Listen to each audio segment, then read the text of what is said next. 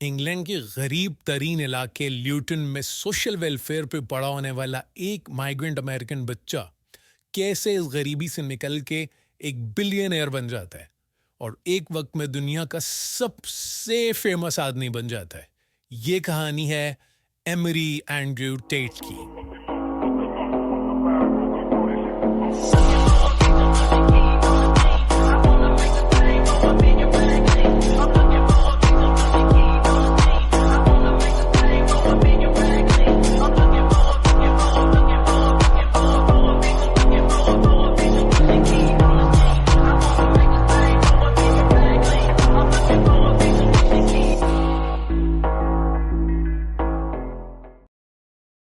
Andrew Tate पैदा America में हुआ। उसके डैड अमेरिकन थे लेकिन उसकी अम्मी इंग्लैंड से थी। जब 10 साल का था एंड्रयू टेट तो उसके पेरेंट्स की डिवोर्स हो गई, तो ये अपने अब्बू से दूर हो गया और ये इसकी अम्मी इसको लेके इंग्लैंड चली गई और ये वहीं रहने लग गए। अब वहाँ पे इनके हालात बहुत ख़राब थे क्योंकि काउंसिल स्टेट पे लोग रहते थे, इनके पास कोई एसेट्स नहीं थे, गरीब थी इसकी अम्मी।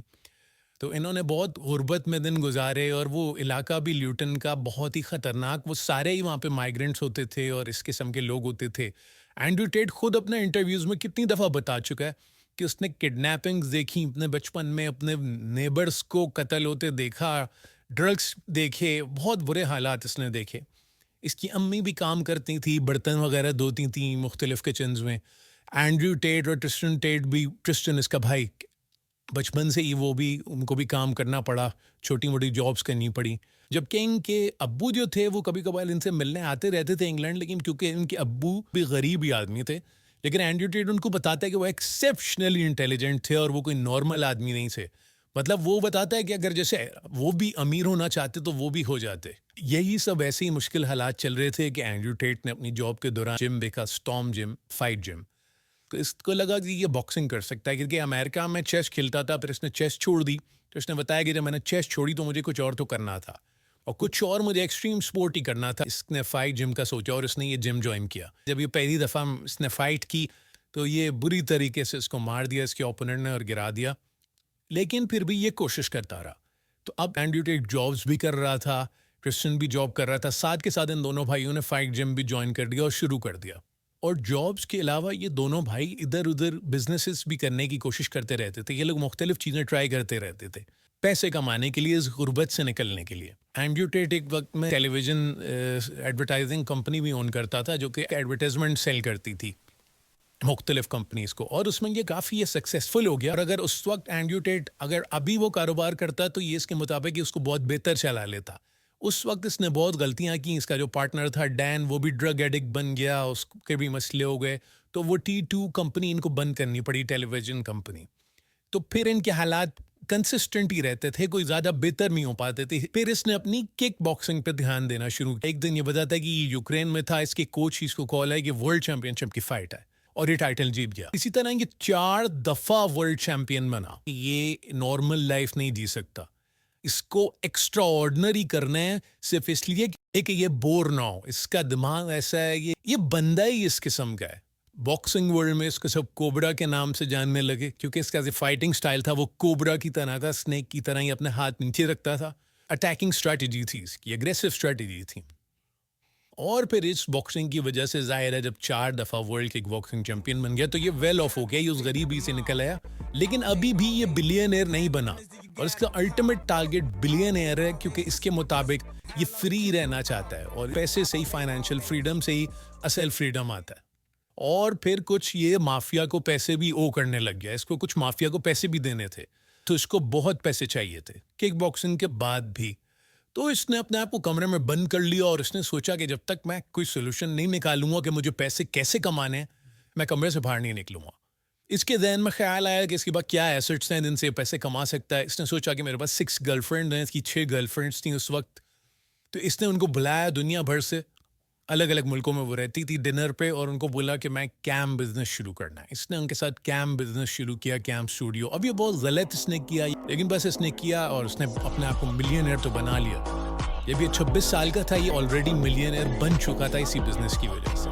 अभी डॉलर के मिलियनर की बात हो रही है। 2021 में इसने बुगाटी शिरॉन खरीद ली जो कि उस वक्त पाकिस्तानी 80 करोड़ रुपए की थी। आज 1 अरब 30 करोड़ रुपए से भी ज़्यादा की है पाकिस्तानी की वो। और तब ये जब इसने गाड़ी खरीदी है सिर्फ 34 साल का था, 34 इयर्स का, और इसने ये खरीद ली। इतनी दौलत इसने कमा ली। और अगर आज की बात करें तो ये 37 इयर्स का है और ये बिलियनियर बन चुका है। अनलिमिटेड पैसा के पास, 60 से ज़्यादा सुपर कार्स हैं, आम गाड़ियां, करोला, सिविक की बात नहीं हो रही यहाँ पे, और दुनिया भर में properties.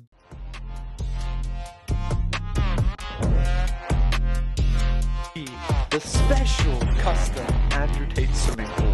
Look at this. So, for those of you that have never seen it, this is the red Tate swimming pool. This is like their signature color. And you have the logo in the...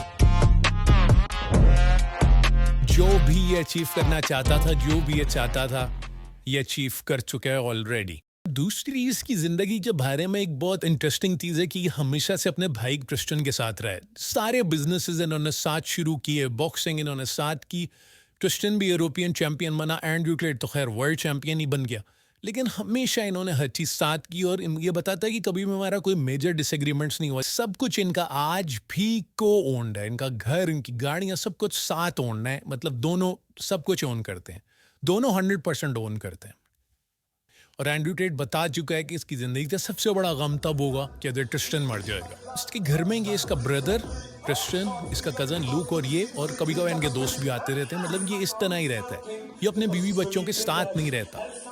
अपनी success का credit Andrew Tate अपने father को देता है, और ये ज़रीबी को भी अपनी बहुत क्रेडिट देता है कि अगर ये ज़रीब ना होता तो ये यहाँ तक ना पहुँचता, ये स्ट्रगल ना सीखता। रोमानिया में बहुत सारे कसिनोज भी ऑन करता है। माफिया से इसने परमिशन ली, क्योंकि रोमानिया में माफियाज कसिनो ऑन करते हैं, ये ऑन नहीं कर सकता था। तो इसने उन्हें ऑफर दी माफिया के लोगों को कि मैं आपके कंपटीटर के सामने कसिनो खोलूंगा और उसको बिजनेस से निकाल दूंगा, उसका सारा कस्टमर जीत लूंगा। तो इसने ट्रिक ये की कि वहाँ अपने कसिनो में कॉफ़ी मशीन रख दी और फ्री कॉफ़ी ऑफर करना शुरू कर दी। और स्टारबक्स के साथ में कसिनो था, लोग वहाँ स्टारबक्स नहीं जाते थे कॉफ़ी पीने, इसके कसिनो आ जाते थे, और जो पैसे उनके बचते थे उससे वो गैम्बल कर लेते थे। तो इसी किस्म की टेक्निक्स की वजह से ये बहुत आगे निकल गया, उसकी कसिनोज भी कामयाब हो गए। अब ये इसके लिए इसकी ज़िंदगी बेहतरीन चल रही थी, जो कुछ ये मांग सकता था, सोचा था इसने, इसके पास सब कुछ इसको मिल चुका था। फिर आई इसकी ज़िंदगी में कैंसिलेशन और प्रोपेगेंडा। इसको पूरी दुनिया के सोशल मीडिया से, ऐप से बैन कर दिया साइमल्टेनियसली। उबर तक से इसको बैन कर दिया गया, और ये एक साथ हुआ क्योंकि जो पूरी दुनिया की सिस्टम्स हैं, लॉबीज़ हैं, उन्होंने फैसला किया कि इसको बैन करना है। मतलब ये स्कैमर नहीं है और ये कोई वो मिसोजिनिस्ट नहीं है, लेकिन इसके ओपिनियंस ऐसे हैं कि वो काफ़ी कंट्रोवर्शियल हैं, कि जैसे औरतों को काम नहीं करना चाहिए, घर पे रहना चाहिए, मर्दों को अपनी बीवियों के लिए प्रोवाइड करना चाहिए, और मर्दों को अपनी बीवियों की बातें नहीं सुननी चाहिए। Typical old fashion values. In countries which are not like this, in countries where men still have that masculine essence, in countries where they're still in control of their own household, when the government tries to become tyrannical, it's far more difficult to do, because the men get together and say, you know what, women, clean the house. I'll be back in 2 hours. I'm going to tell these guys to get fucked. And that's the reality of it. This is a control mechanism, along with everything else. They're trying to control you. They're trying to dampen your life force. Making sure your woman doesn't listen to you is a control mechanism. Making sure you can never leave her without being financially destroyed is a control mechanism. It's all control mechanisms, all of it from head to toe. अब ये तो controversial चीज़ें हैं, लेकिन इसके और भी opinions हैं जो ये बताता है कि जिनकी असल वजह इसकी बैन होने की ये ओपिनियंस है कि मैट्रिक्स जो है, जो दूरी दुनिया का सिस्टम है, लॉबी है, वो मर्दों को गुलाम बनाना चाहती है, स्लेव्स बनाना चाहती है। You have to resist the slave mind. You have to look at it all and understand they are trying to make a slave of you. And when I say slave, I do not mean slave likely. I mean the word slave. और Covid भी scam था, corona virus. पूरे Covid में इसके भाई और इसके cousin ने पूरी दुनिया घूमी है और पार्टी की और व्लॉग्स बनाए कि ये स्कैम है, ये कुछ भी नहीं है, और कि मर्दों को जंग पे नहीं जाना चाहिए, और ये सारी ऑयल वॉर्स और बैंकर्स वॉर्स, कि पैसों के लिए सारी जंगें होती हैं, रशिया यूक्रेन, ये सब बकवास है, और मर्दों को आपस में भाईचारा होना चाहिए, ब्रदरहुड होना चाहिए। इसीलिए इसने एक ऑर्गेनाइजेशन भी बनाई जिसमें टॉप दुनिया के टॉप कॉम्पिटेंट लोग और ताकतवर लोग आपस में मिले हैं एक दूसरे की मदद के लिए, कि कैसे इससे ये जो इसके ओपिनियंस हैं कि कॉमन मैन को इंस्लेव किया जा रहा है, ग़ुलाम बनाया जा रहा है आदमियों को, इससे कैसे लोगों को बचाना है। अब ये वॉर रूम इसका जो है, ये कोई आम लोगों की बस की बात नहीं है। अगर आप इसको देखें, ये वाकई एक एलीट लेवल ग्रुप इसने बनाया है, जो कि मैं समझता हूँ कि बहुत बहुत अच्छी चीज़ है। इसमें जो लोग हैं वो आपस में रिलाई करते हैं एक दूसरे के ऊपर, एक दूसरे की मदद करते हैं, और ब्रूटली कॉम्पिटेंट लोग जो कि मदद कर भी सकते हैं। वह आम आदमी क्या मदद करेगा, लेकिन इसमें वो लोग हैं जो आपस में मिलके एक दूसरे की मदद कर भी सकते हैं। बहुत ताकतवर लोग हैं, पैसे वाले हैं, कोई किसी मिलिट्री का हेड है, कोई किसी कंपनी का हेड है। जब इसको जेल भी हो गई और ये बैन हो गया बुरी तरीके से, इसके बैंक अकाउंट फ्रीज हो गए, तो ये बताता है कि वॉर रूम ने इसकी मदद की और ये इस सब से निकला। मतलब इसको कोई फ़र्क ही नहीं पड़ा इस कैंसिलेशन से और बैन से, इसी की वजह से, वॉर रूम की वजह से। अब ये ओपिनियंस कंट्रोवर्शियल ही सही, लेकिन यंग लड़कों में बहुत पॉपुलर होने लग गई। यूरोप के लोगों में, लंदन, अमेरिका के लोगों में, ये बहुत लड़कों में, स्पेशली यंग लड़कों में, जिनको ये समझता है, जिनको इसके मुताबिक मैट्रिक्स इंस्लेव करना चाहती है, दुनिया के सिस्टम स्लेव बनाना चाहते हैं, वो वही डेमोग्राफिक, उसी उम्र के लड़के इसके टॉप फैंस बन गए हैं और उसको टॉप जी का उन्होंने दर्जा दे दिया है और वो इसको अपने हीरो की तरह देखते हैं। खैर इतनी बड़ी फॉलोइंग किसी कॉन्सिक्वेंसेस के बगैर नहीं आती। इसको बुरी तरीके से जेल हो गई, इसको जेल में फंसाया गया, इसको रेप केस में डाल दिया, बहुत इसके साथ बुरा हुआ। इसको फिर से बैन हो गया ये हर जगह से। इंस्टाग्राम पे पहले भी बैन हुआ था, ये बाद में भी बैन हो गया। इसको जेल हो गई, इसके बैंक अकाउंट दोबारा से फ्रीज हो गए। 3 महीने की रोमानिया में जेल में रहा और उसका ट्रायल भी नहीं हुआ था, ट्रायल के बगैर। और सिर्फ जेल में नहीं गया, इसके सारे एसेट सीज कर लिए गवर्नमेंट ने, इसके बिटकॉइंस तक को ले लिया, इससे ले लिया गए काफ़ी $1 मिलियन। ये बताता है कि इससे रोमानिया की गवर्नमेंट ने ले लिए, और ये बताता है कि सिर्फ रोमानिया की गवर्नमेंट नहीं, पूरी दुनिया की गवर्नमेंट्स ने मिल के आपस में अलायंस किया कि एंड्रयू टेट को तोड़ना है। तो इसलिए इसके साथ ये हो। खैर ये बंदा ऐसा नहीं है कि परेशान हो जाए, ये तो कहता है कि सारे सुपर हीरोज ऐसे होते हैं और हुकूमत के खिलाफ खड़े होते हैं, जैसे सोक्रेटिस, उनको मार दिया जाता है या उनको जेल भेज दिया जाता है, तो मैं भी हीरो हूँ। ये घबराने वाला बंदा है नहीं। खैर जो इसके खिलाफ ट्रायल्स वगैरह हुए बाद में बड़ी मुश्किल से, 3 महीने तो उसको बगैर ट्रायल के रखा, फिर जब ये केस आगे चला तो पता चला कि उसमें कुछ दम है ही नहीं, ये फ्रॉड है, कुछ केस नहीं था। फिर उस पर टैक्स एविजन के केसेस हुए, अभी तक इस पर ये चल ही रहा है, कुछ ना कुछ इस पर आता रहता है। इसके मुताबिक पूरी दुनिया की गवर्नमेंट मिल गई, इसका कुछ नहीं बिगाड़ सकी, क्योंकि एंड्रयू टेट इसके मुताबिक ही इज बिल्ट डिफरेंट, ये आम आदमी की तरह नहीं है। Go to jail. Don't care if they kill me.